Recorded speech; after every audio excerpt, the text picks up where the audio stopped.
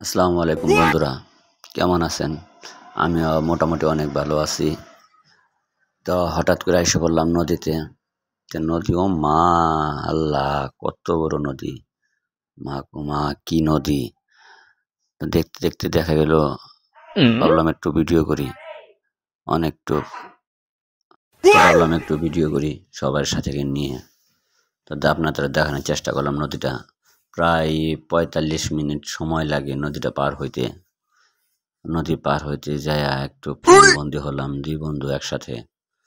তো আপনাদের দেখাই যাচ্ছে নদীটা কত বড়। দেখেন এই দিক থেকে কতটুক দূর, আর ওই দিক থেকে কতটুক দূরে। বিশাল বড় একটা নদী। তো এটা মনে হয় যমুনার শাখা একটা দেখা যায়।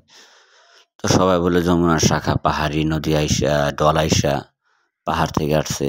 এই ঢল আইসা নদী প্রায় কানায় কানায় পরিপূর্ণ। দেখেন কত বড় নদী। দেখেন যে জায়গা থেকে উঠছে সেটা দেখাই যায় না, কত বড়। বিশাল একটা এরিয়া। যাই হোক, মনে শান্তি লাগতেছে অনেক। অনেকটুকুই ভাল লাগতেছে যে এরকম একটা অভিজ্ঞতা নেওয়া হইলো।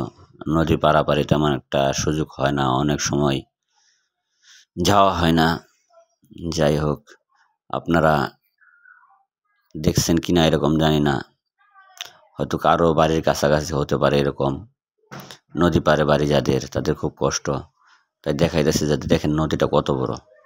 দেখেন কত বড়, পদ্মা নদীর মতো এই নদীটা। প্রায় ৪৫ মিনিট সময় লাগে এই নদীটা পার হইতে।